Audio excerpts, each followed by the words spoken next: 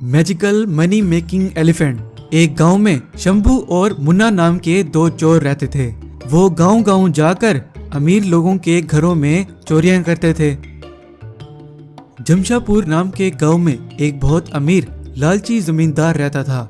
उस जमींदार का नाम बिहारी सिंह। वो अपने गुंडों को भेजकर उस गांव के लोगों के जानवर उठा लेता। जब कोई गांव वाला अपना जानवर वापस मांगने आता तो वो बिहारी सिंह उस गांव वाले से पैसे मांगता जानवर वापस करने के लिए। और जब कोई गांव वाला पुलिस से बिहारी सिंह की कंप्लेंट करता तो वो बिहारी सिंह उस पुलिस वाले को रिश्वत देकर बच जाता। तो एक दिन बिहारी सिंह ने अपने गुंडे भेजकर किसी गरीब गांव वाले की गाय उठवा ली। और जब वो गांव वाला उस बिहारी सिंह से अपनी गाय वापस लेने आया तो वो गांव वाला, सेठ जी मेरी गाय वापस कर दें, मैं बहुत गरीब आदमी हूँ। तो बिहारी सिंह बोला, मेरे सामने बात करने की तुम्हारी हिम्मत कैसे हुई? पहले पैसे दो फिर अपना जानवर वापस ले जाओ। सेठ जी मेरे पास तो पैसे नहीं हैं, आप मुझे मेरी गाय वापस कर दें, मैं आपको कुछ दिनों में पैसे दे दूंगा। तो बिहारी सिंह बोला, तुम्हारे पास पैसे नहीं थे तो मेरे पास क्यों आए अपना जानवर वापस लेने? तुम्हारी अब खैर नहीं।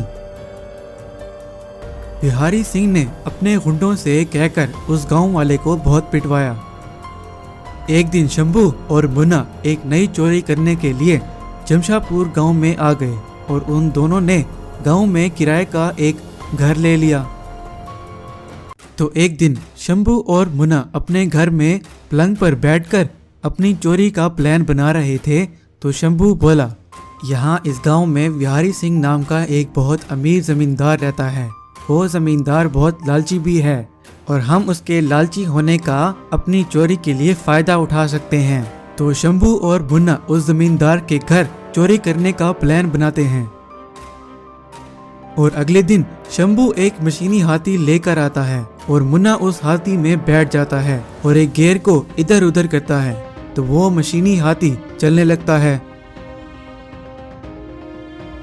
शंभू उस मशीनी हाथी को गांव में घुमाने लगता है तो उस हाथी को वो जमींदार बिहारी सिंह देख लेता है और शंभू के पास चला जाता है। और वो जमींदार बिहारी सिंह शंभू के पास पहुंचकर बोला, ये हाथी मुझे बहुत अच्छी नस्ल का लग रहा है, बताओ कितने में बेचोगे? तो शंभू बोला, मुझे ये हाथी नहीं बेचना, ये मेरा जादुई हाथी है, ये रोज मेरे पैसे डबल करता है। शंभू की ये बात सुनकर बिहारी के दिल में और ज्यादा लालच आ गया और बोला, ये लगता है तुम मुझे नहीं जानते, मैं इस गांव का सबसे अमीर जमींदार हूँ। अगर तुम मुझे ये हाथी नहीं बेचोगे तो मैं इसे जबरदस्ती ले जाऊंगा। अच्छा ठीक है, मैं इसे बेचूंगा और ये हाथी बोल भी सकता है, ये आपको खुद बताएगा कि ये आपके पैसे कब डबल करेगा।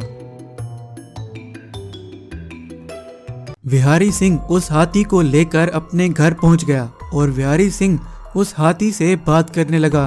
वो आदमी ने तो बोला था कि तुम बोल भी सकते हो, ये सच है? और मुझे ये बताओ कि मेरे पैसे कब डबल करोगे? तो वहाँ उस खड़े हाथी के अंदर बैठा मुन्ना बोला, हाँ मैं बोल सकता हूँ, उस आदमी ने सच बोला था और मैं पैसे भी डबल कर सकता हूँ।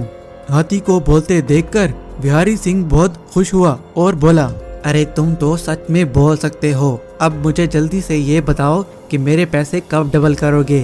तो उस हाथी में बैठा मुन्ना, तुम्हारे पास तिजोरी में जितने भी पैसे पड़े हैं उन्हें उस तिजोरी से बाहर निकाल के रख दो।